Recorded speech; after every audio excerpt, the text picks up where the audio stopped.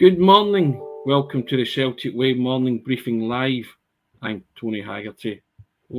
Haggerty 10. You know my Twitter handle anyway, but you know who I am too. And I'm joined today by Aidan Macdonald at Aidan C. Macdonald. Yes, indeed. It's the morning after the night before, Aidan, and a sobering trip to Madrid, but we'll come to that in a second. I'll just direct your attention to the strapline running along the bottom, guys. You know what I'm going to say, I tell you every day. It's £1 for 2 months of full access to everything that we do on the website and the podcasts. You'll get access to everything that's written on the web. Some wonderful stuff on there. £1 for 2 months, great bargain. And all you have to do is hit the button, www.celticway.co.uk/subscribe. Now, Aidan, the Champions League campaign came to a halt last night. Celtic were beaten 5-1 by Real Madrid in the Bernabeu. Our predictions were quite good. I said 1 each, you said 2 each. But there you have it. We were the eternal optimists. But I think on reflection, you look at that and Celtic were beaten by a far superior team, weren't they? But no disgrace because they kept going. They kept playing their brand of football, and Ange said he was proud of the players for their efforts in the European campaign this season. And that's the only way you will learn is by playing these teams and gauging yourself against them. Yep, we're not there yet. We're falling way short. But do you agree with Ange? Are you proud of the players and proud of the way Celtic have performed in Europe? Because they have stuck to their guns, stuck to their principles, certainly Ange's principles, and played the Celtic way? I've definitely been proud of the players, I would say, at times over the course of the Champions League campaign. The fact that you've been playing teams who, on paper, maybe with the exception of Shakhtar, are a lot better than you, and they've not sat back. They've, as you've said, played exactly the way the manager wants them to in terms of his tactics and his system. So I think there has been positives to take from the Champions League campaign, Tony, which I know we have already touched on. I think particularly after the recent draw with Shakhtar, and I know it's not easy to come on after a 5-1 defeat, regardless of if you're playing the European champions or not. It's still not nice conceding 5 goals. But there was positives to take, and I'm sure we'll come on to it, but Celtic had plenty of chances in the game to score more goals. It could have been a bit of a closer scoreline. So, overall, I would say at times the players have conducted themselves well, but it has been a bit disappointing. We can't get away from that. Sons of Scotland says, Tony, we dare to dream. If you don't dream, then what's the point? My sentiments exactly. And here she is, Leslie Devine. Morning, guys. Brilliant experience last night. We celebrated Jota's goal at a win. Now, Leslie Devine won the competition for the subscribers to go to Madrid. I'm delighted that you enjoyed it last night, Leslie. And also, Callum McCauley, our TikTok Celtic Way star, he went along too as part of the experience, and he put some experiences up on TikTok. Now, if you go onto TikTok, you will see a video that he put up, Aidan, and if you log on to at the Celtic Way _ on TikTok, Leslie took along a special guest as well. It was a copy of my book, wasn't it? And you'll see the video on there, and Callum's recorded some of the adventures on the trip and the experience for TikTok. It's really good. But I would direct you to that because you'll see Leslie as well. And Leslie, delighted that you enjoyed the trip. I'm glad I'm glad Jota scored. Give you something to celebrate, Aidan. That was the high point on the night, wasn't it? And Jota looked very lively when he came on. Yeah, Jota did look very lively when he came on, Tony, and he was trying to get at the Real Madrid defence. A couple of times he was actually in good positions, and maybe his decision making could have been a wee bit better, but obviously his decision making was spot on when he curled that free kick in. It was a wonderful goal, and you could see how much it meant to him. And even though it was very much a consolation strike, it was good for the fans that had travelled over there in their vast numbers, and a lot of them were also in the stadium to get something to cheer about, like Leslie was saying there. But also, Tony, you're going worldwide. Well, yes, and that's thanks to Callum McCauley, to be fair to him. Thanks to Callum, the big plug. I think Leslie wants it signed, so we'll try and arrange that for her. I'll certainly do that. It's very humbling that somebody would ask you to do that, so I'm I'll gladly sign the book for you, Leslie. We'll get in touch with you and sort that out. Indeed, well, I think the Celtic fans have gone worldwide as well with their display last night. I think they cheered their team for the whole game. But Aidan, what you said there, if that game finishes 6-3 or 5-3, you wouldn't have batted an eyelid, because despite the fact that Celtic won 3 and 4 goals down, they were still attacking, trying to score goals, and they still created chances. And I guess the two teams, it showed the calibre. Real Madrid were professional, clinical, and ruthless. That's the hallmarks. I've written a piece today and it's saying that's the hallmarks of Celtic domestically. That's the level that you have to aspire to. The Sons of Scotland said, dare to dream. That's the level you dream of playing at. They're just something else. They're different gravy, and it's no wonder they're the Champions League holders. Yeah, the scorelines that you sort of mentioned there, they would not be an unfair reflection if that had been what had happened. There was plenty of opportunities for Celtic across the game. Once again, I'm sure we will touch on them in detail, but Kyogo had one. Kyogo had a couple actually, and I think Jota's maybe decision making in the second half could have been a wee bit better. So overall, there was opportunities, but I think across the course of the Champions League campaign, there has been positives to take that we have mentioned. Once again, when you've just lost 5-1, it can be hard to see them at times, but I think your piece did sum it up quite well, Tony, when you said that's sort of the level that Ange Postecoglou wants Celtic to get to. He wants them to be clinical to that extent, be on the front foot and dominating at the highest level. So, yeah, overall, there was plenty of positives to take from the whole campaign, but some disappointments as well.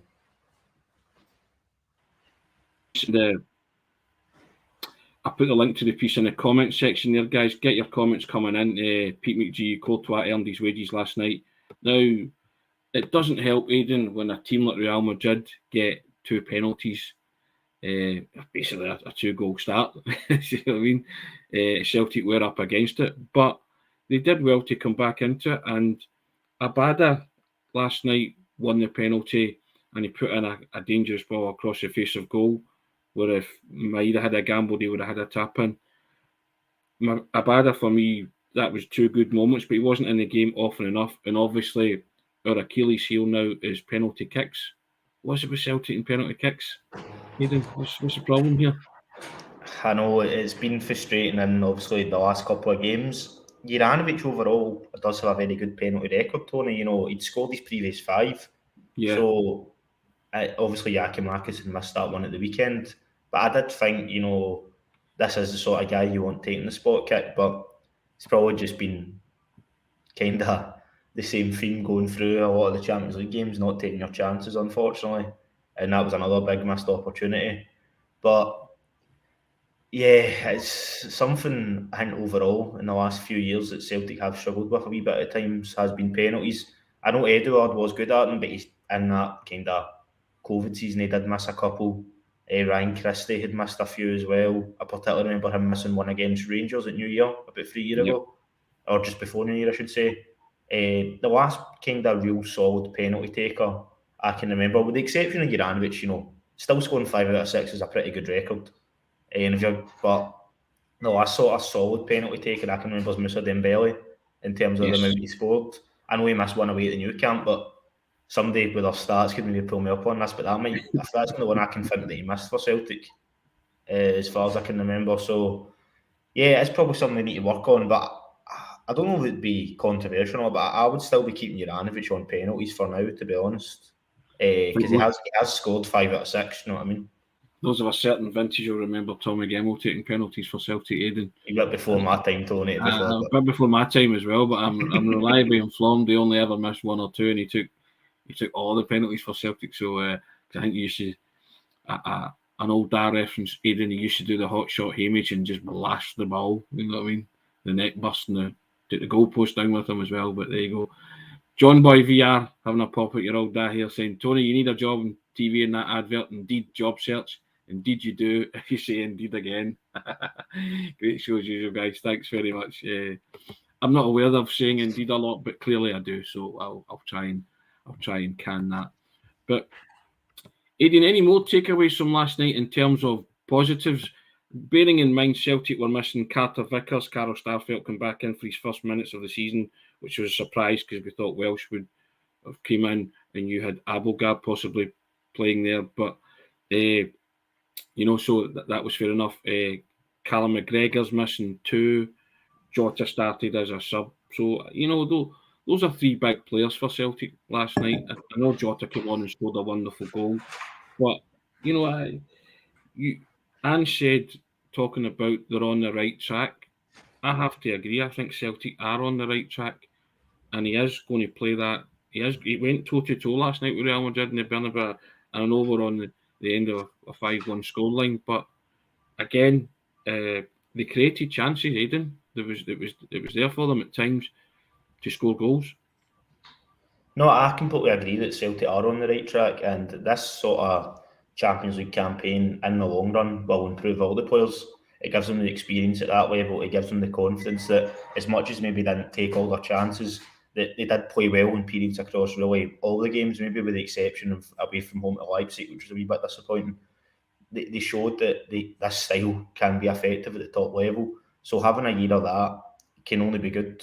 So hopefully, if Celtic are successful this season and you return to the Champions League next year, they'll be all the better for it. Yeah, and that's what the manager was alluding to, that he's no doubt that the players will be better. I think he picked out Rio Hatate and Matt O'Reilly, and he said what you have to remember is those 2 players, it's their 6th game at that level.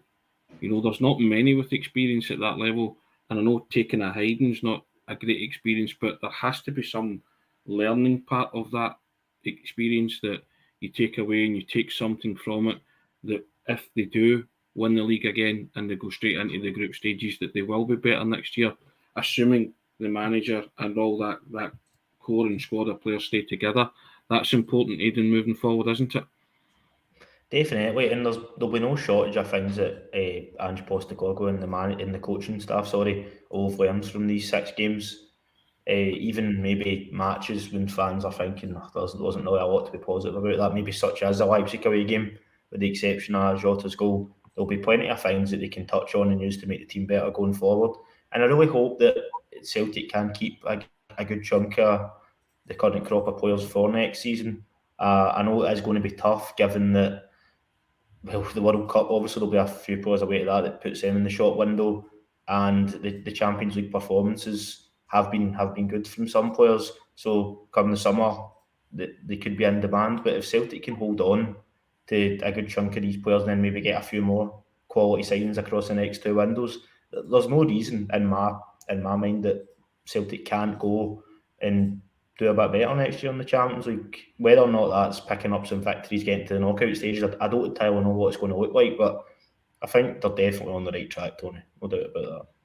Marquis says our team that finished the game looked more like a Champions League team than the one that started it. Okay, and bearing in mind that Callum McGregor was to come back into that, and Cameron Carter. That's a big blow. Exactly, that's a big blow. Not having that's your captain, and then what's effectively looking like your vice captain out pretty much. So that's got to be taken into consideration for last night as well. And Andrew Galea says, I'd rather lose trying to win rather than hanging on from the kickoff. I think that's what Celtic supporters have admired about this Champions League campaign. I wrote it in that piece that,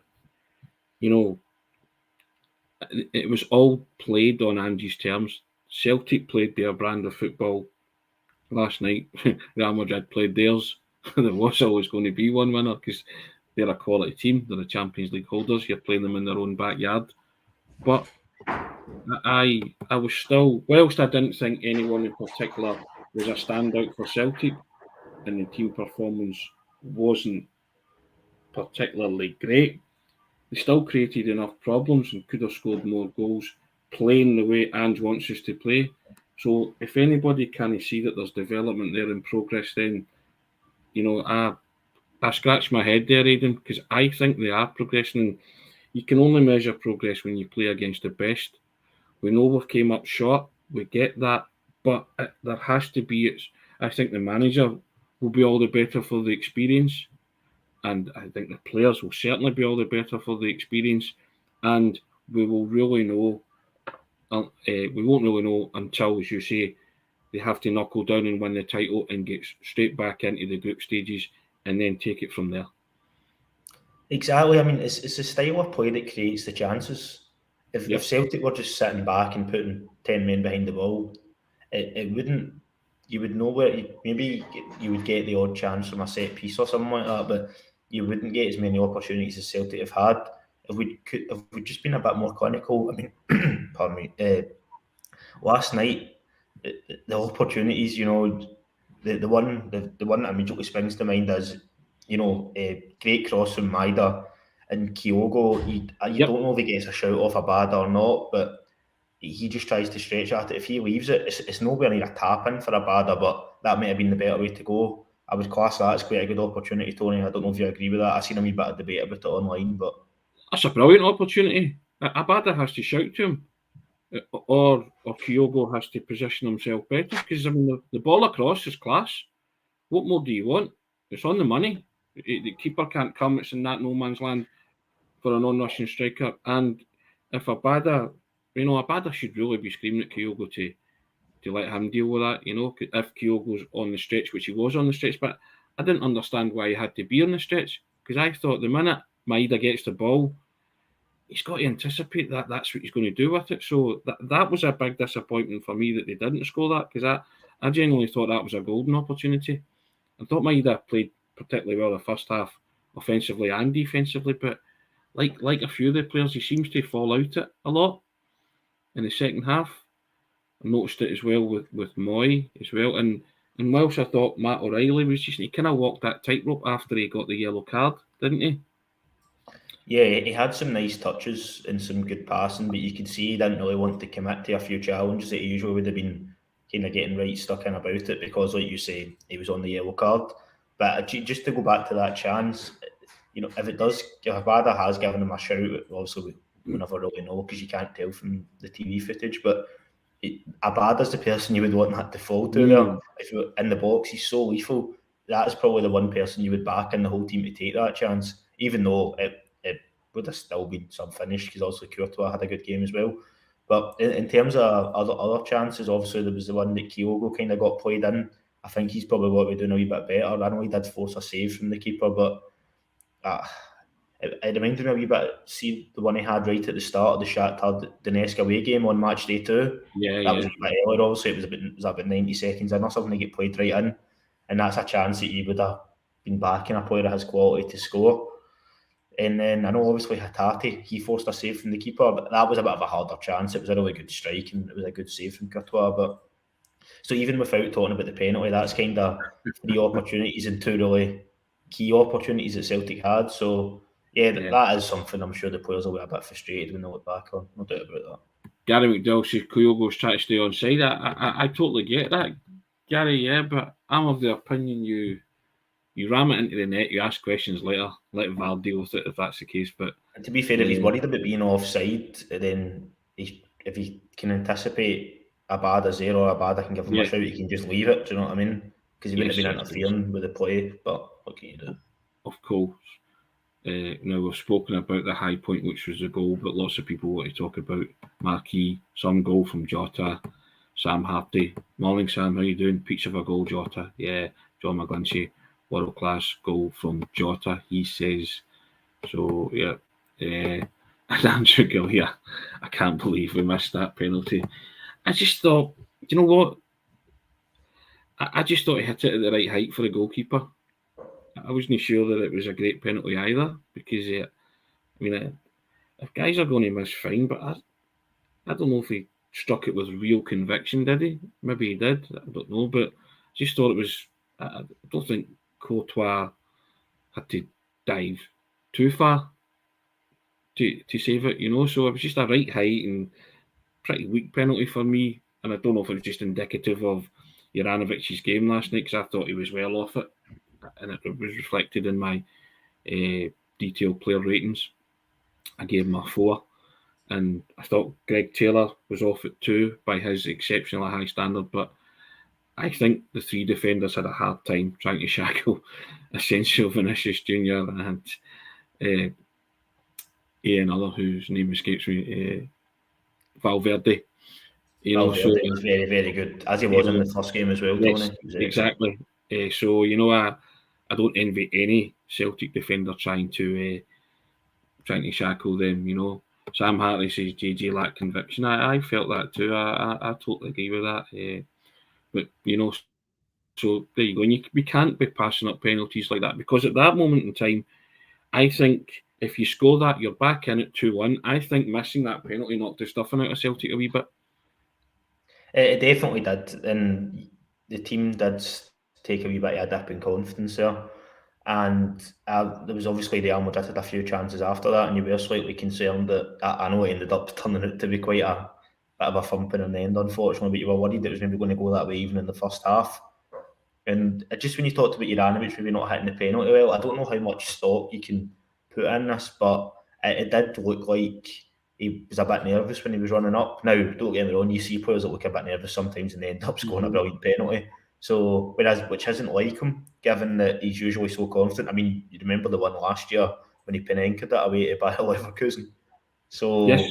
we know the quality he's got. So maybe that was kind of just showed how the players were feeling at that stage in the game, and that they'd already missed a couple of chances, and so he was like, "I've got to score this," and then obviously he didn't. But like I said earlier, I would still be keeping him on penalties at the moment unless somebody emerges, because he scored 5 out of his last 6. Yeah, I just think it rocked Celtic a bit, and I think what the heart they would have got from scoring that penalty, they would have puffed their chest out, went, right, we're back in it, and you never know, it could have had the adverse effect.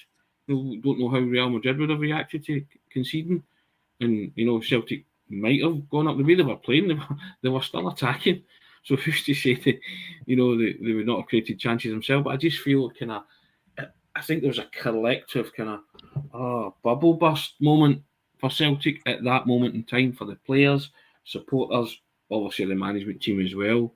So, but I have to credit Celtic for the sense that they got the reward by scoring. They just wanted to score against Real Madrid at that level and show that they could. But they did. Sam Hartley says here, Real Madrid played with real confidence after the penalty miss. I think they did that. Again, I go back to it. Professional, clinical, ruthless. You can be that on the Champions League stage. I know they've got far superior players, but you have to dream, as Sons of Scotland said, to aspire to that level. And that's the way Ange's going to play, and that's the way he wants his Celtic team to play. And I admire that. I think you have to give credit to Celtic for that. So, yeah, did they come up short? Yeah. Will they learn? Time will tell. But as Celtic are professional, clinical, and ruthless domestically, then they want to transfer that onto the European scene, and that will only come out next year if they win the title, get back into the group stages, and everybody's still together. But I still feel, I like yourself, Aidan. That's what I want to watch. That's the way I want my Celtic team to play. No, yeah, I completely agree, Tony. And we've seen with teams across other Champions League groups that even if you're sitting in against very good teams, it doesn't really make a difference. If anything, it's just making it harder for yourself because you're not then getting the opportunities to score up the other end. So, yeah, I've got no doubt that this is the correct way for Celtic to try and play, as long as Andrew's the manager anyway. And we know he's not going to change, so we'd as well just sort of go with it at this point.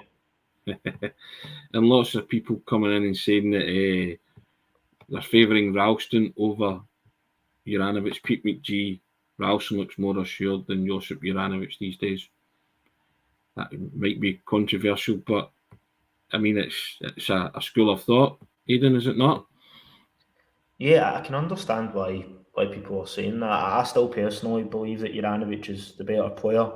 But I'm a big fan of Anthony Nelson as well, and there's no doubt that Juranovic hasn't hit the form the form that he did last year, because he was one of the most consistent players really from when he came in, and he obviously had to play that first game left back at Ibrox, and then really from that point on he was excellent. I thought he was one of the best players last season, but he has struggled a wee bit. But maybe if we can get through these 3 games, if he goes and has a good World Cup with Croatia, maybe into the sort of spell after the World Cup break, that'll sort of kick him on a wee bit. But yeah, his performance performances have dipped. I don't think you can doubt that. And that's not even just to do with him missing the penalty last night. As you mentioned in your ratings, Tony, overall he did have quite a poor game defensively and both offensively as well, which usually going forward he's always quite solid, even if he's struggling a wee bit at the back. So, yeah, he did struggle last night, but hopefully he gets that out of his system quite soon. And Andrew Glee also says, I know Juranovic's a Croatian international, but Ralston's a Scotland international just as good. And Sam Hartley agrees with Pete McGee on the money with a comment about Josip Juranovic. And Pete McGee comes back in and says he thinks that Juranovic has been affected by all the talk of a big money move. Still love him as a player, but he's dropped off it. Only players can tell you if they've been affected by that, but I don't think it helps when speculation leaks out like that, and and it's before a big tournament as well. And that's as I say, players are, they're responsible for their own performances and their own mindset and their own thinking. I'd like to think that it doesn't have an effect on players, but I guess it's only human nature. And I think he commented at one point when Atletico Madrid, wasn't it, was supposed to be shown interest, and he said he was flattered. They were the first team that was linked with him. Obviously, a few ended up being, but yeah. Yeah, he said he was flattered and all that by then. So players are human. They hear things, and their agents always tell them stuff as well. So, does it affect performance and form? I don't know, but I think it's clear that Juranovic is suffering from some kind of form dip, Aidan, at this minute in time. Yeah, definitely. Just to touch on that, the only thing I would say is Ange Postecoglou very much strikes me as the sort of guy that now that he's got the sort of team, now that he's brought in a lot of players, I don't think he would be playing him if he felt his head had been turned that much. Sure. Obviously, we know last season Ryan Christie and Edouard did play, then sort of leave the next day after the game against Rangers, but the squad was quite limited then in terms of numbers, so he had no real choice. He had to play them, otherwise it would have just been probably young players he had to throw in. I don't think at this moment, if that is the case, Juranovic would be involved, really, Tony. I don't know what your thoughts are on that, but yeah. I mean, I agree with that. I agree with what you said there, but yeah, I mean, I think Juranovic just has to knuckle down and help Celtic win the next 3 games before the World Cup break. Hopefully, have a decent World Cup, and then come back reinvigorated by playing at that level as well, and help Celtic win the title if indeed he's still there in January, because he might still be the subject of bids. But yeah, but if Ralston has to come in and deputise for him in the meantime, then I don't have a problem with that. I like Ralston, I like his attitude, and I like what he gives to the team whenever he plays. So yeah, I'm perfectly happy with whoever plays, a bit like Giakoumakis and Kyogo up front. I'm not too perturbed who plays in that position. So if Ralston comes in for Saturday, then so be it. It wouldn't upset me greatly, Aidan, let's put it that way. But I mean, I think Ange also mentioned the fact that Courtois had a decent game, Aidan. he did. And the only thing that beat him was a thing of quality and beauty from Jota, which I think Celtic deserved for the performance on the night. No, of course, and we know Courtois is an excellent goalkeeper. I mean, he got man of the match in the Champions League final just a few months ago. He's a high-quality player, and they did have to pull off some good saves. But it's always a bit, I suppose it is a bit crazy when obviously a team just beat you 5-1 and you're still praising their goalkeeper for having a great game. But that is kind of what happened. It was just one of those games. And just to touch back on what we were speaking about earlier, if it had finished, as you were saying, 5-3, 6-4 or something like that, I don't think that would have been an unfair reflection given the chances. But obviously it didn't, and it finished 5-1, so it's all hypotheticals. But yeah, no, Courtois was good, and you can see why he's playing for the European champions. Were you excited by Celtic during the Champions League campaign, Aidan? Did they get you up off your seat? Oh no, they 100% did. I mean, particularly the first game against Real Madrid, even though that was a 3-0 defeat, obviously, and that first sort of 55, 60 minutes was excellent, and they were really, really unlucky not to score 1, if not 2 goals in that game. And even though you sort of left that game that night having lost 3-0, you could tell that the fans weren't annoyed by that compared to previous European defeats at home, and you've been kind of just outplayed by far lesser sides. that wasn't really the case in that match. So that gave me a lot of confidence.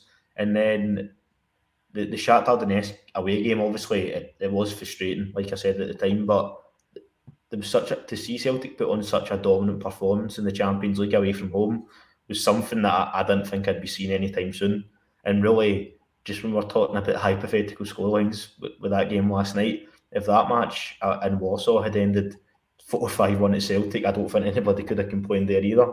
So that's kind of two examples of matches, Tony, that in sort of moments that I felt, Celtic do belong on this stage, which I know can maybe be hard to say sometimes when you're sitting with 2 points and bottom of the group, but I don't think it's a fair reflection of the Champions League campaign overall. I also think, as the manager said, you were up against a fantastic team last night. Of course, they're a fantastic team. Yeah, an amazing. Bringing Benzema off the bench, who's just won a Ballon d'Or. Do you know what I mean? It's like there was a point, and I think Sam Hartley spoke about and agreed that just after Celtic missed the penalty, when the front three, they were just knocking it about for fun, and the Celtic defence had been dragged around all over the place, and you just thought to yourself, they are different gravy. They're on a different level, and I get that they have the money and they can afford these kind of players, but to actually see them up close and personal and watch it, you thought, that's a joy to watch at times. And yeah, that's where you want to be, and you want to pit your wits against that, and you want to go toe-to-toe and compete. And you can't knock Celtic for trying. We aren't good enough to compete with the Real Madrids of this world, but I think given time, and just saying, but we will at some stage be a more competitive team. We're on the right road, and I'm sticking by everything that we're doing, and particularly proud of this group of players. So I'm optimistic that Celtic can do what you said there, win games in the Champions League and dominate the way they dominated against an opponent like Shakhtar in the future. Real Madrid is always going to be a step too far, but I still think that at home you could maybe give them a bloody nose. Yeah, no, definitely, and I think that's probably in terms of short-term goals for Ange Postecoglou, if he hopefully does stay at the club for years to come, would be even next season a team like Shakhtar, you're trying to beat them home and away. He was talking about sort of like gradual progression, etc. in his last couple of post and pre-match Champions League press conferences for the last two fixtures. If you're getting to the stage at next season, you're sort of even finishing third, maybe close to coming second, and then the season after that you're building on it again. I know it's easy for us to just sit and say that. It's actually the players need to go out and do it. But if that's the way it goes, then I think fans would be happy with that. Obviously, overall it is frustrating, and I know the statistics show it's Celtic's kind of worst performing ever Champions League campaign, but I really don't agree with that sort of point of view. Obviously, statistically wise it is, but you think about some of the sort of kind of just drab campaigns that you maybe just get one more point because you won one game, but the majority of the football was defensive and the other 5 matches you weren't really in it. Whereas at times Celtic have been in all 6 games we've played. Yeah. Sam Hartley, it's a joy to watch, but not if you're on the end of it. Yeah, I totally agree with that, Sam, but it's just sometimes you have to tip your hat to say that they, as Ange said himself, they're a fantastic team. Andrew Galea says they were miles ahead of us, but Celtic kept going at them whenever they could. And that's what I admired most, Andrew, as well. And John McGlynn, you totally agree with this, what you were touched upon, Aidan. Celtic at least must be competitive for third place. Yeah, competitive for at least second stroke third place, Aidan. Not bowing out of Europe. I would see that as progress if they get into the Champions League again and they are competing for the runners-up spot in the group, because you're always up against it with whatever pot 1 team you're going to get, they'll always be favourites. But at least stay in Europe if you can and finish third and grab a Europa League spot. And I think I'm agreeing with John, I agree with yourself. I think Celtic have to now, if they're going to learn anything, be fiercely competitive in Europe, at least to finish in the top 3 and future Champions League groups, stroke 2, second or third. I would be looking for to see that there has been signs of progress, but I still believe, like the manager, that the Celtic are on the right road. No, yeah, absolutely, and I think that would be a really good sort of indicator next season if that did happen, second stroke third, that they have learned from some of the, I don't even want to say mistakes, but some of the issues that have also cropped up in games this season. that I think that would show that they've went away over that sort of. Obviously, it's going to be near enough 12 months before you're back in the Champions League if you do win the league this season. If they can show over that spell that they've went and worked on the issues, and you do finish third, potentially second next year, then that will once again show everything I'm just talking about, progression, and that the team are on the right track.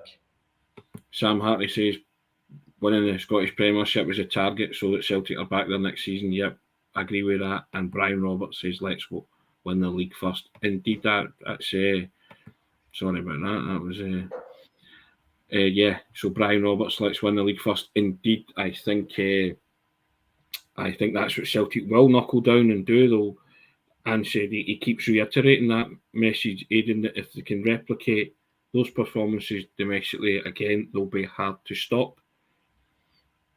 Yeah, no, they will be hard to stop. And if you put chunks of that performance last night into the sort of Scottish Premiership, 90% of games you are scoring probably 3, 4, 5 goals. Yep. And you've already seen evidence of that, given that we scored. There was a period you scored 9 against Dundee United, 4 away to Ross County, then 4 at home to Rangers. So we've already seen evidence that is the case. And yeah, obviously, like a few of the commenters were saying there, Celtic just need to kick on now, try and win the league to get back in the Champions League. Hopefully do well in the Cups. So yeah, there's plenty of positives to take and a lot to look forward to for the season, despite the disappointment, Tony. Yes, indeed. Any more takeaways from last night, Aidan? Anything else catch your eye?